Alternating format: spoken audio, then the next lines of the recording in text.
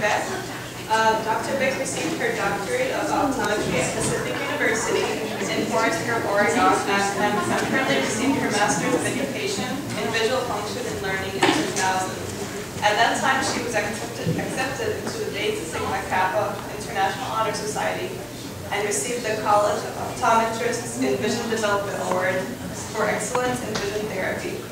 Dr. Beck earned her fellowship from the College of Optometrists in Vision Development in 2006. She became a diplomat of the American Board of Optometry in 2013 and has recently begun the fellowship process with the Neuro-Optometric Rehabilitation Association. And today she will be speaking about visual dysfunction. Well, thanks for being here. I think we can go back and find that slide. I'm going to try to go pretty quickly and try to hit a lot of areas. I can spend 2 days talking to you about vision and how brain injury can affect the visual process and how that process can impact how we're doing in places like school, but also sports and getting not only return to play, but return to life. So my first question to you is, what is vision? What do people think of when they think of vision? You're a small group. You guys can actually interact a little bit. Anyone have a definition for vision? Is it a trick question? No. There's no right or wrong answer. The ability to see the world outside of yourself. Not a bad definition. The ability to see. Well, a lot of people think about vision as just being able to see. But when we think about 20/20 and we think about eyesight, that's as far as it goes. But vision actually takes up all of our brain processes. And most of the kiddos that we see and adults who have vision-related learning problems or vision-related problems due to injury actually have 20/20 eyesight. So let me give you an example. Somewhere hidden in this box is a Dalmatian, pretty clear Dalmatian. But if you keep watching the screen, you don't really get to see him until he starts to move. So movement is one of those things that we use as far as the visual process. And if you've been around anybody with a brain injury, sometimes movement in the periphery is very, very challenging for some of these patients.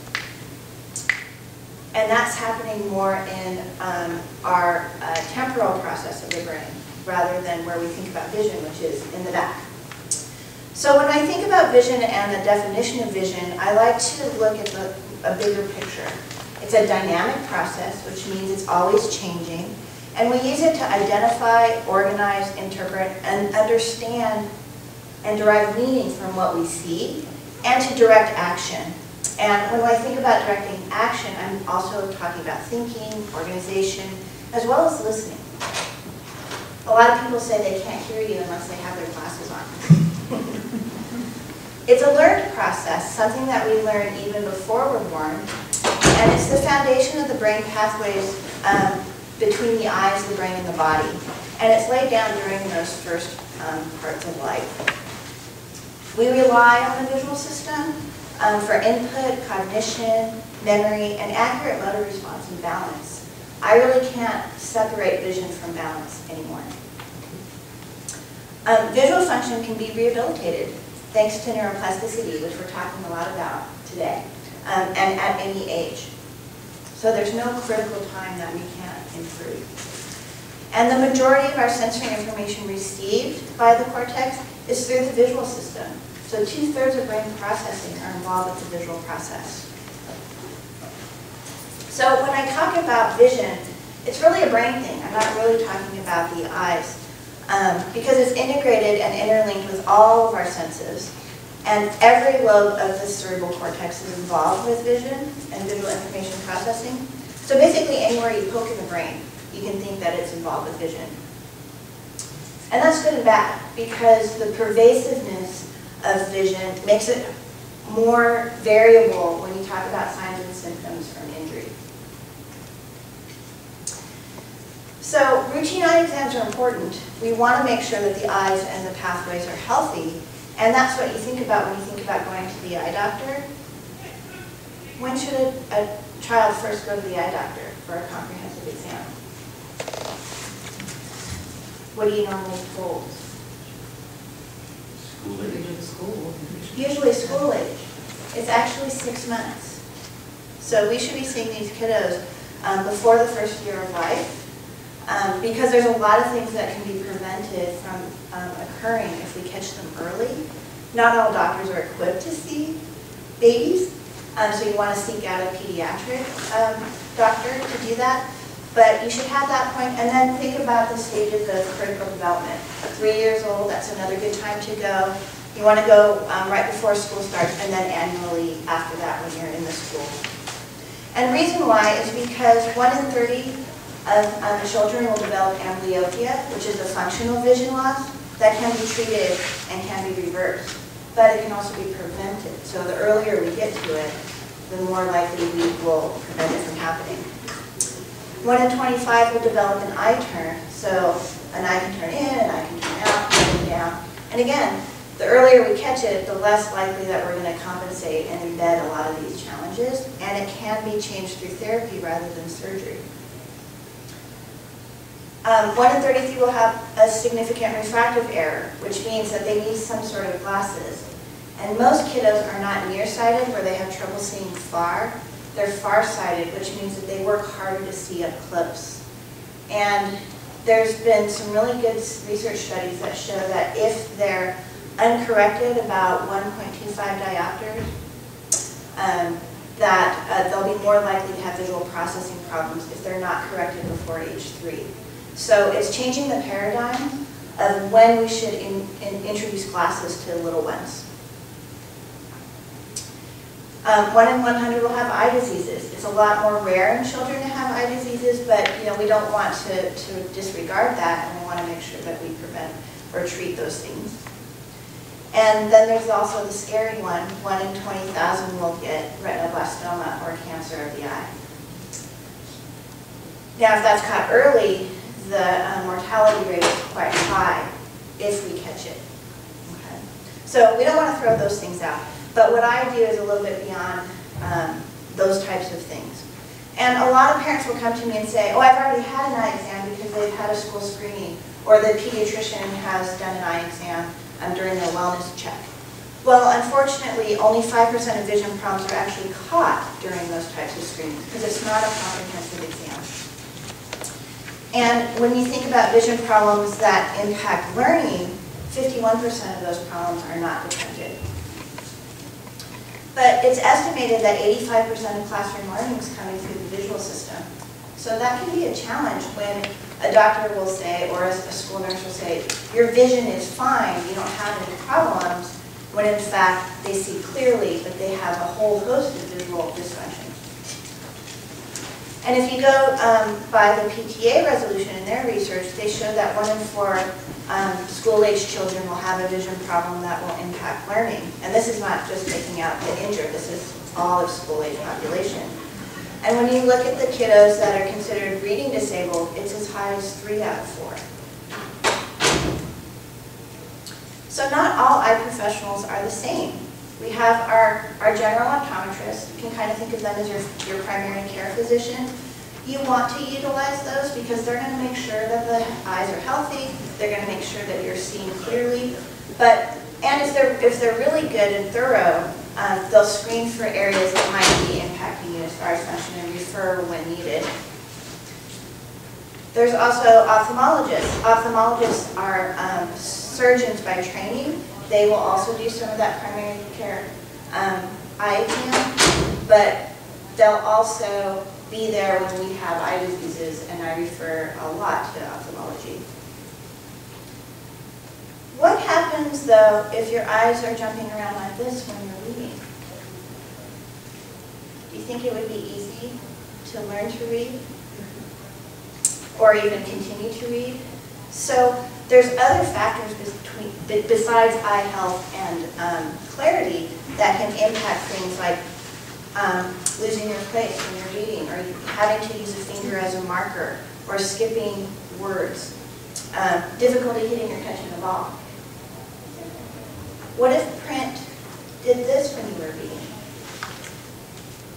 Would it be easy? We might get that a little bit as we get older and we start going, oh wait, I think I need to to go to the eye doctor and get some glasses. But a lot of times when kids are, say, farsighted, it's not that they don't see clearly, it's that they have to work harder to see clearly. And so when they start to fatigue, this is what can start happening, where the page will start to blur. And so you'll see that maybe they'll avoid the task, maybe they're blinking or opening their eyes or moving their page in and out. Maybe they have a really short attention span, or they start to daydream. And how many times do you see a kiddo who's had a mild brain injury start to have some of these issues? Well, focusing problems are one of the problems that can occur with injury. What if the print does this? Does anyone want to look at that for a long period of time? So one of the other challenges is that we have two eyes, not just one. We have to coordinate them together. And if they're having difficulty doing that, well, the words can start to look like they're lifting up or moving around or actually splitting into two. And double vision is definitely one of those things that people report after injury.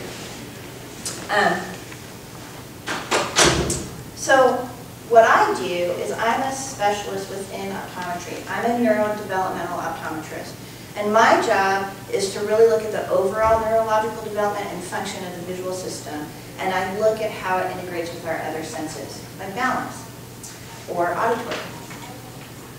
So I diagnose and treat visual inefficiencies from brain injuries or delays that often impact development or learning, academic efficiency, work sports, all of that type of performance.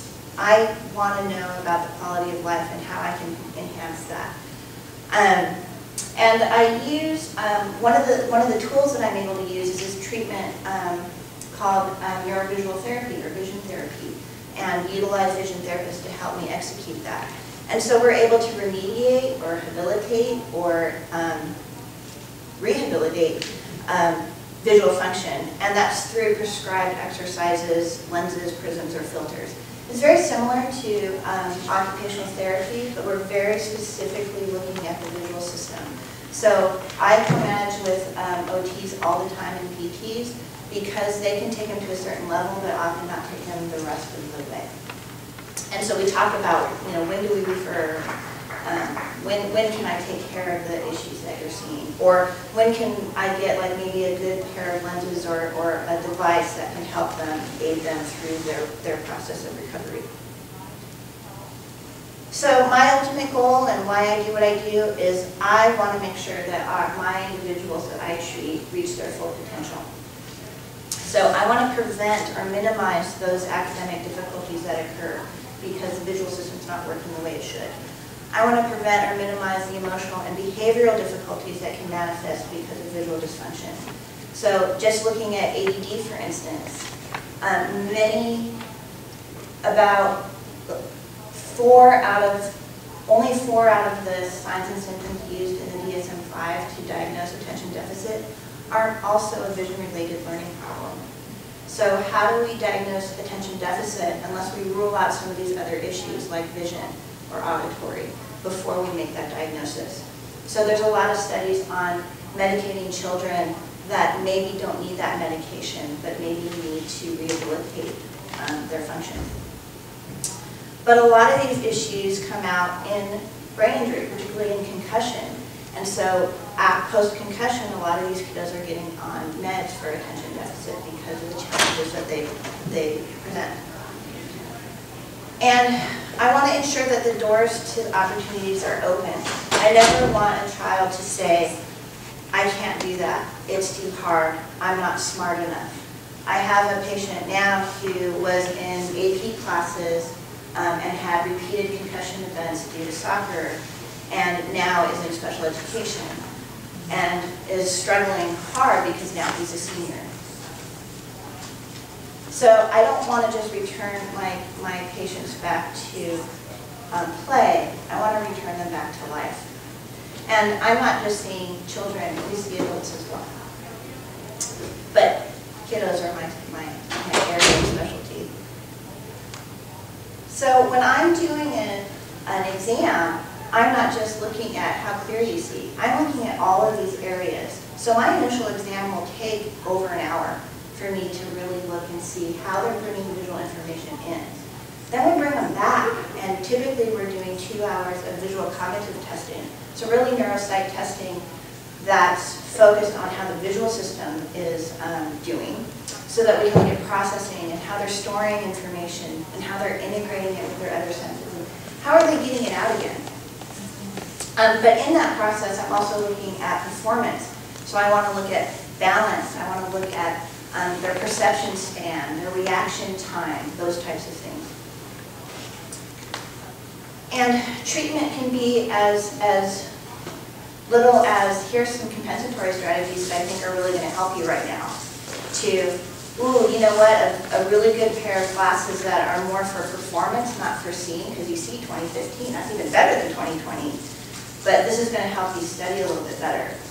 To, you know, if we do this particular type of occlusion or patch therapy where we're not just patching an eye, but we're patching certain parts of your visual field, that's going to help you improve its function temporarily until we can get the system back online. To, wow, we've got a lot of issues. We really need to get in there and rehabilitate and work directly with you to make sure that we're building those new pathways. So when we think about neurovisual rehab, we're really looking at very specific therapeutic exercises to make sure that we're improving function. And it's under doctor supervision, so we can't have a therapist out there doing things on their own. And yes, there is some crossover in occupational therapy and sometimes physical therapy, particularly with vestibular specialists. But anytime there's lenses or prisms or filters used, it really needs to be under doctor supervision and not by those therapists themselves. And we always hear this. You've seen one concussion, you've seen one concussion, because every individual is different. You see one brain injured patient, you see one brain injured patient. So our therapy and our testing is individualized for that patient. And really our goal is to improve visual comfort and ease and efficiency so that we can perform our daily tasks. We've got to look at those ADLs and make sure that we're addressing their needs. Because we want to improve their quality of life, as we all do when we're working with these kiddos. So when I think about ADI, visual problems can be quite varied. To, I'm really tired at the end of the day, but I can manage my school load, to, I can't even look at my book anymore because I look at it and it gives me a headache. Or I wake up and I'm fine, but as soon as I get to school, I can't handle going in the hallways, I can't handle the noise, there's so much movement, I'm getting dizzy, I can't process. And the problem is these visual dysfunctions are often hidden. And they're also seeing lots of different doctors. So they go to the neurologist and the neurologist says, everything's fine, because think about what their job is. We want to stabilize the brain. We want to make sure that there's no progression. We want to make sure that injury is not there. And oftentimes MRIs and CT scans aren't picking up the shearing of those fibers. Technology is getting better, it's coming, but not quite there yet. So they have this disability, and now people start to not believe that they have these challenges. And so then they get into maybe psychological evaluations and things like that, and maybe on medication that is helping them with their anxiety and depression that comes up and their inattention, but not getting to the root of the problem. So it's not typically understood, and not all, say, neurologists will say, my job's done, but now we really need to get you to someone who can handle the challenges that you're having. We do have a lot of neurologists that refer, but you know, unfortunately in healthcare, sometimes we're in our little bubble and we don't get to reach out and co-manage a lot with each other. And that's changing with the way that the face of medicine is changing. But it's still a challenge. And the other challenge is it's the abruptness of that change in visual performance that causes a lot of disruption in life. So some of these kiddos that maybe started that way because of developmental delay have different compensation strategies as they come up, but those that have an injury right away, they're a mess. They don't have those compensatory skills. But even though we can't see it on a scan, it does not mean that it's not devastating to that individual. So typically 90% of individuals with a brain injury need visual care, even if it's minimal. And most common reported symptoms, particularly after, say, a concussion or a mild brain injury, dizziness, you hear that, 55%. Visual disturbances, 49%. Yet, how many of you knew what I did before you came in here today? Balance problems, 43%. And remember how I said earlier that I can't separate vision and vestibular? There's a very big interplay between those two. So one of my biggest referral sources is vestibular specialists because we do work hand in hand. Now, when you think about your high school and college athletes post-concussion, that first week is the 11th most commonly reported symptom. And as you progress and you go into post-concussion, it starts to get a little bit more. It's those residual problems that they're experiencing visually that tend to cause that challenge. So normally we're not in the acute cases and care. We tend to pick them up in the chronic care. But the earlier we get them, the faster we can rehabilitate.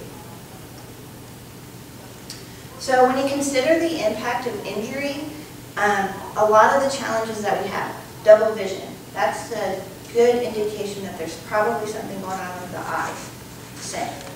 Headaches, headaches have a lot of different reasons why we get them, but when they're saying, I get headaches when I read, when I'm on the computer, when I go to class, when I take a test, that's coming through the visual system.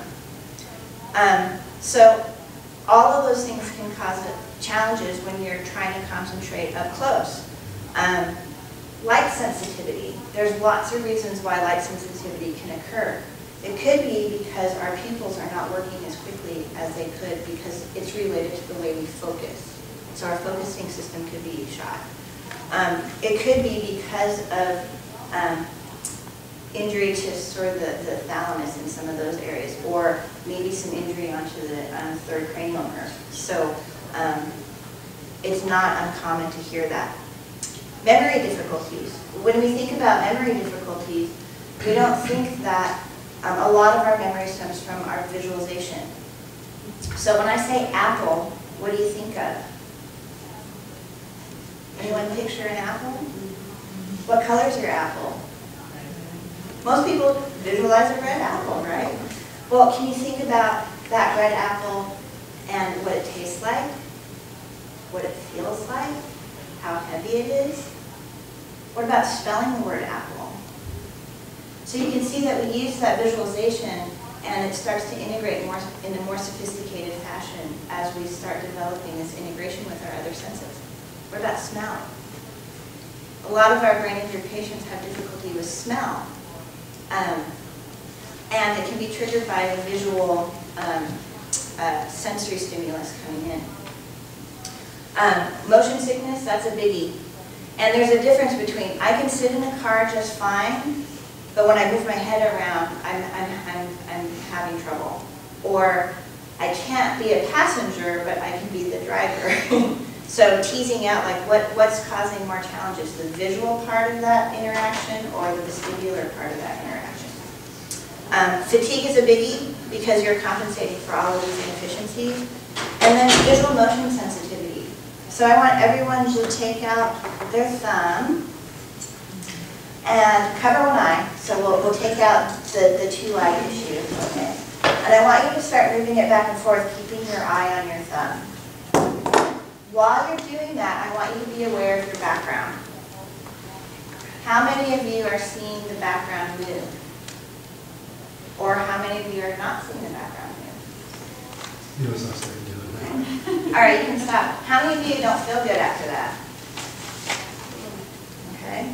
So that's that motion sensitivity that's happening. And that can be severely disturbing to the point where I've had people fall down and hold the walls and say, I gotta go home. Okay? But we can rehabilitate that. So they don't have that problem anymore. So when we talk about the most common visual disorders specifically, I'm going to call to a study of 160 patients. 41% had accommodative problems. Accommodative problems are focusing. How well are we sustaining our clarity when we're zooming in to look at something up close? And how well do we have the flexibility to let it go, to look out in the distance and zoom in and zoom out distance from you, okay? I've had many patients where they're 9, they're 12, but their visual system's acting like they're 50. And so they actually need readers in order to be able to see up close. And you can get that system back online, because their problem is not a hardware problem, it's a software problem at that point. So 51% have eye movement problems, and the biggest one is saccadic dysfunction. Saccades or saccades, depending on what part of the country you are, those are your fastest movement in your body. It's how quickly you can move your eyes from place to place. And it doesn't just happen back here. Actually, it starts out in the front of the brain and goes all the way through the back. It communicates with the cerebellum and comes forward and goes through the temporal parts of the brain. So that's a lot of brain travel just for a quick eye movement. And when it's knocked out, it's really hard to keep your place when you're reading. Okay? Easy to pull over something out of a different line because you're having to retrace your steps, that sort of thing. And what's really neat is there's a lot of sort of rapid sideline testing that you can do on saccadic eye movements themselves that can indicate that injury has occurred and helps like the athletic trainers decide that they need to go and do further testing and remove them off the field. 56% have vergence problems, and the biggest vergence problems is something called convergence insufficiency. Vergence is our ability to triangulate with our eyes. So when we look out in the distance, our eyes are fairly straight ahead on the target. But as we move in to look at something, say like a book, our eyes have to turn in. Okay? So we want to X marks the spot. And if our spot is not exactly where our target is, we have a mismatch. We're sort of miscalibrated. And what happens with convergence insufficiency is that our eyes have a tendency to posture past the target. And the further you are away from the target, the more you have to work at not seeing that target turn into 2. So I'll give you an example. Take your fingers, put one finger kind of close to you, about 6 inches, and put another finger behind. So now what I want you to do is I want you to point your eyes at the finger far away. And when you're doing that, how many see one of those fingers that you're looking at? Is everyone seeing one? Good. How many fingers are you seeing of the one that's closer to you? 2. Well, that's normal. We call that physiological diplopia. Everywhere we're not pointing our eyes should be 2. But our brain ignores that information.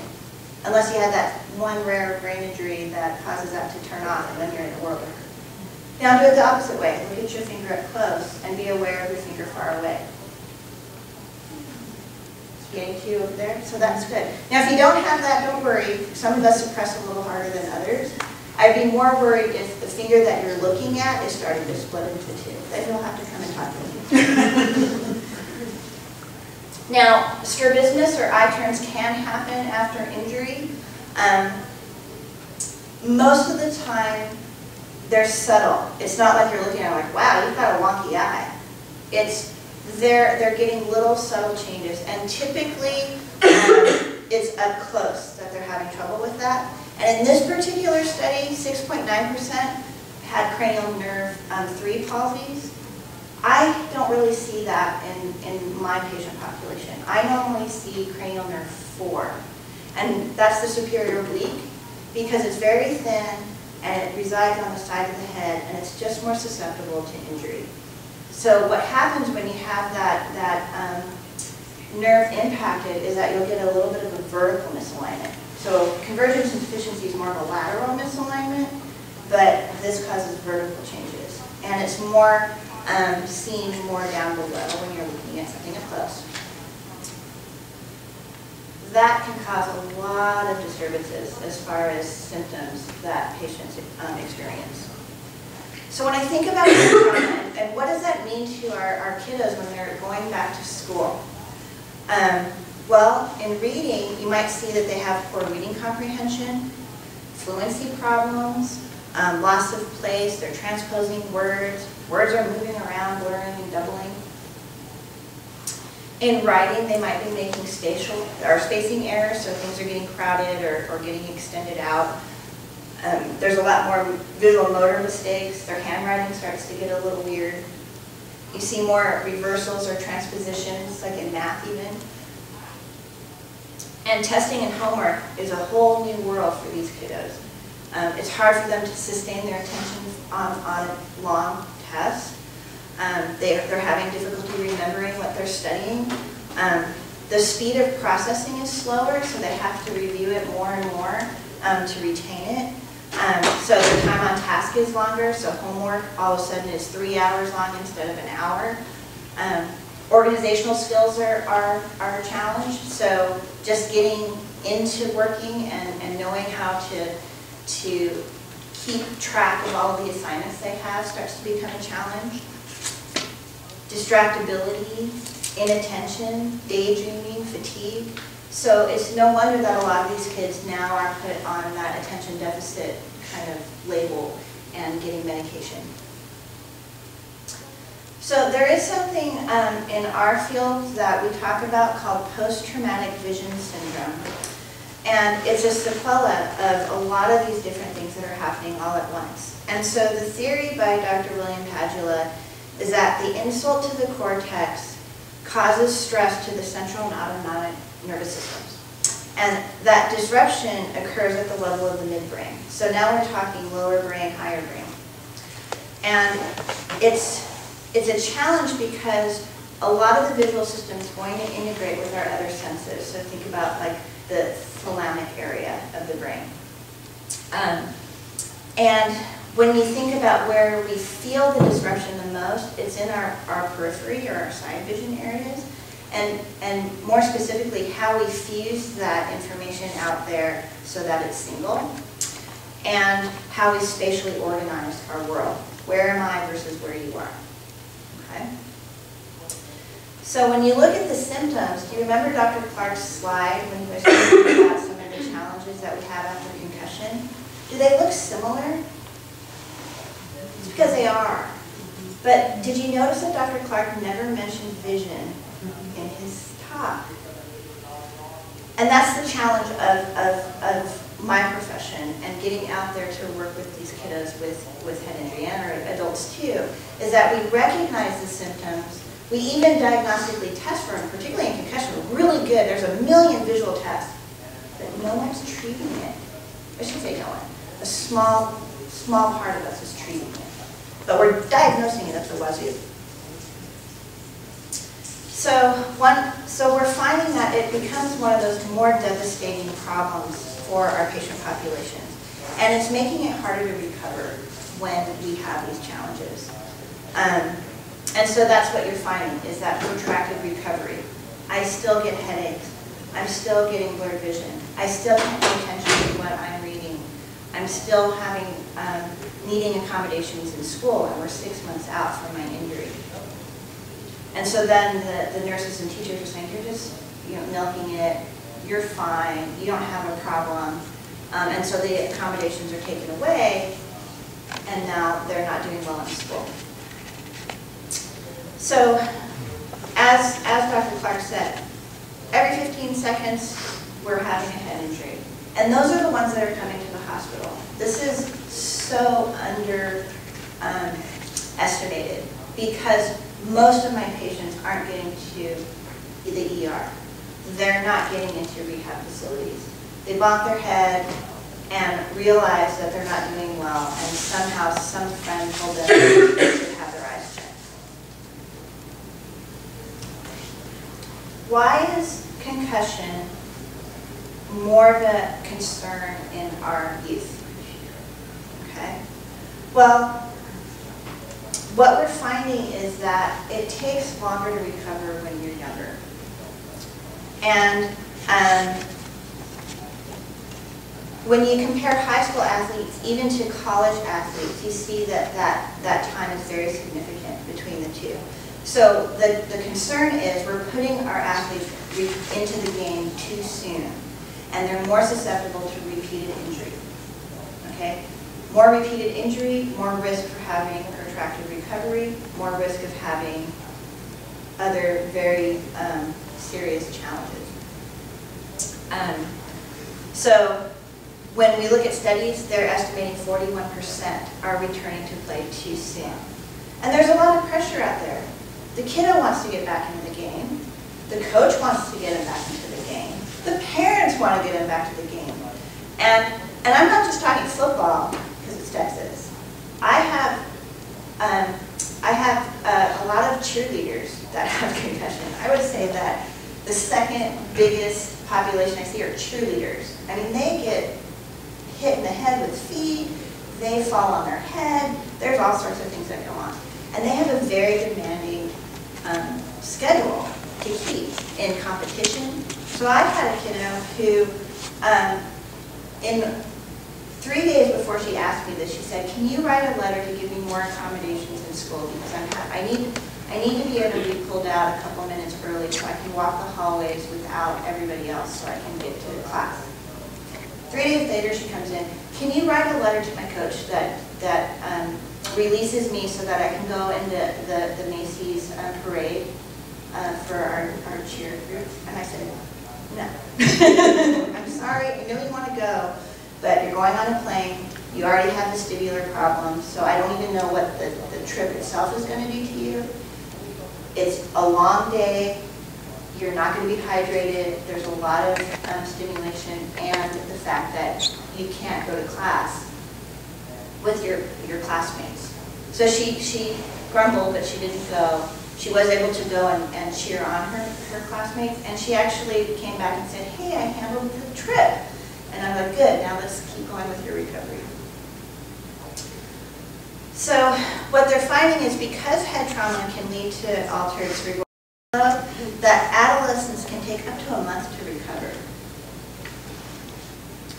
Luckily, all 50 states now have a return to play law. The challenge is it's not instituted the same way across states, across districts, across schools.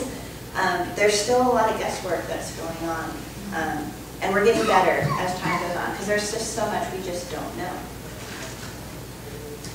So who's most at risk for protracted recovery when we think about concussion? Well, any type of collision or contact sport. So football, soccer, lacrosse. Anybody who's had previous concussions, remember if you don't fully heal from your first concussion and you receive another concussion, it becomes exponential as far as the challenge that the brain has to recover. So 4 to 6-fold increase for future injury. And they're relating that back to we're returning to play too soon. So when you think about younger ages, they have a harder time. And some of the research is showing that part of that is neck strength. Okay. So the next one is females. Okay, why do females have a higher risk of injury? Well, they're thinking that it could be the neck strength of females versus males. And so when I think about UT and I think about their female soccer players, the athletic trainers are now building neck strength so that we can see if that helps with less challenges with concussion. But they have a 2 times more risk in their sport versus their male counterparts. So remember that the clinical value of what we do is the visual system is used for input, cognition, memory, and accurate motor response. So even without injury, we can enhance sports performance because that's another piece that we can improve. Just like an Olympic athlete can, or any athlete can work on strength and agility and speed, we can work on speed of reaction time, eye-hand coordination, get better depth perception, better tracking skills, all of those types of things. Lots of neat studies in Olympic athletes on that. And remember that 90% of those patients that need visual rehab, they're not getting it, okay? So we need larger studies to show that over time. But at least we have kind of a working triad among a lot of our diagnostic professionals, which is vision is a big piece of concussion recovery, vestibular is a big piece, cognition. So let's make sure that we're addressing the needs of the visual side when we think about that.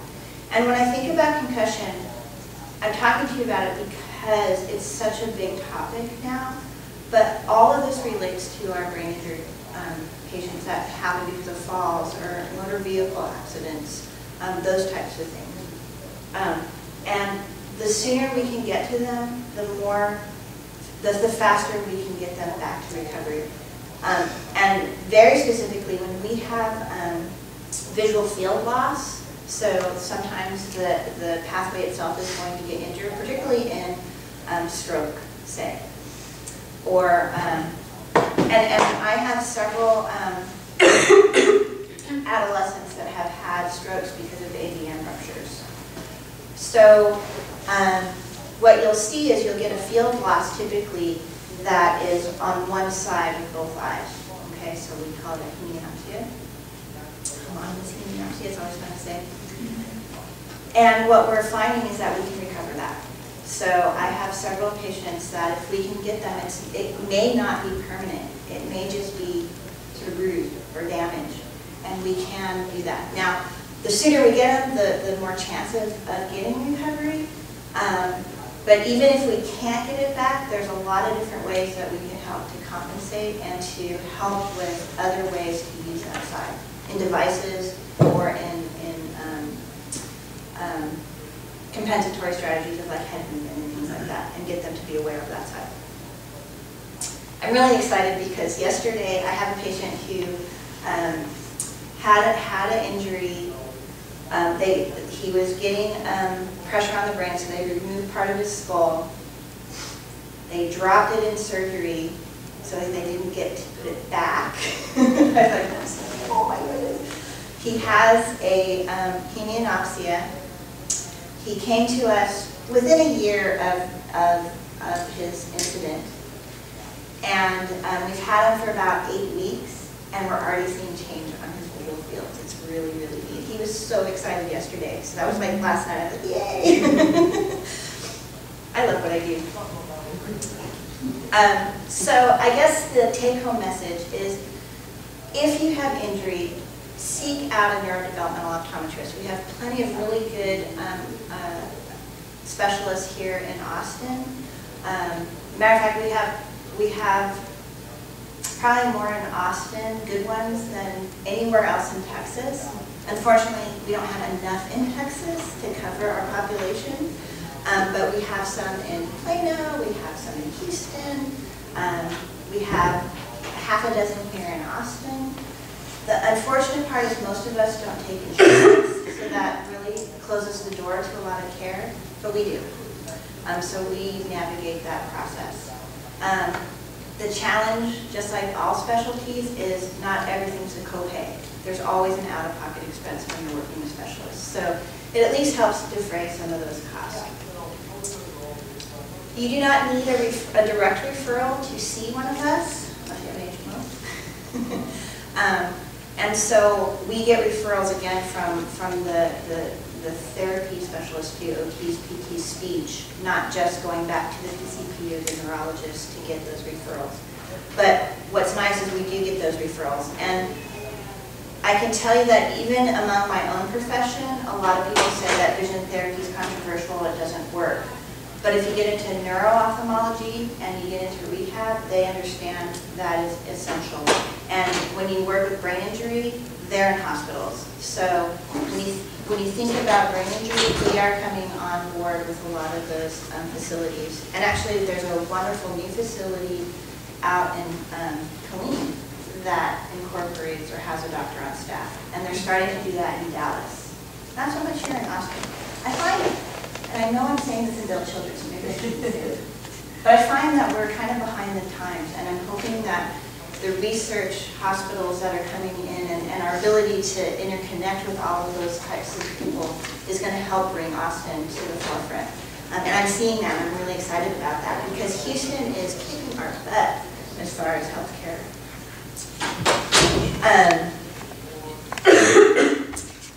So think of us as the missing link.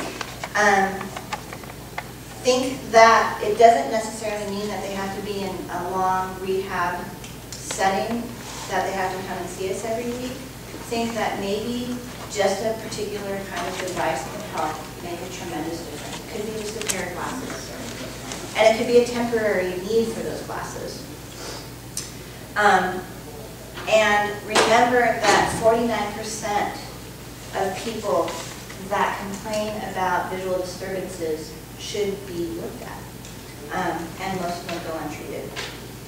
So improving vision can really help your patients and your loved ones really get back to what they like doing, which is living without thinking about all of these problems. So there's a lot of great resources out there. I would really like to call you to covd.org, which is our certifying body for what we do. They have really been diligent about putting concussion information onto the website. We just got the CDC announcement of the new protocol for concussion in pediatrics. So I'm on the board of directors, so we get to look at that and stimulate discussion and respond to that. NORA is another great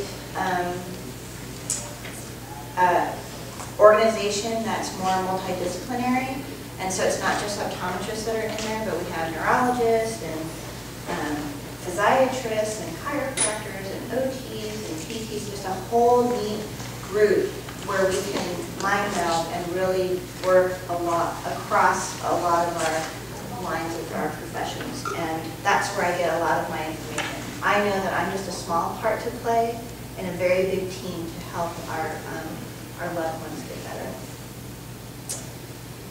And if you want to talk more, you're free to email me. We have a booth around the corner. I'm happy to talk with you. We brought some screening material, so if you want to see how you do as far as visual function, please come see us. We're happy to go through that with you. Any questions? Who's in Dallas? Dr. Charles Shidlowski is in Plano. Okay. That would be the closest. He's it, isn't it? He's pretty much, I mean, he's the only one I would personally refer to right now up there. Yeah. Any other questions? Yeah. As you're speaking, I have a child with a brain injury, but I have two other children with significant dyslexia. And it was never suggested to me in the years, all their years throughout the public school system, to do a to do what you do. Right. And so many of the symptoms they had. Exactly. And it's a language processing, but it must be a vision processing disorder too. Well, it can certainly be both. But if there's a visual component to that, it can certainly compound the challenge. And so we have a lot of kiddos that are diagnosed with dyslexia, and once we remediate the vision problem, they don't have dyslexia anymore, based on the criteria that they're using. That is my bread and butter, because I do have my visual function learning degree, my master's of education. So I work a lot with kiddos in Title I and special education and kind of learning that whole process. So in California, which is where I practiced before I came to Texas, we actually contracted with the school, not here.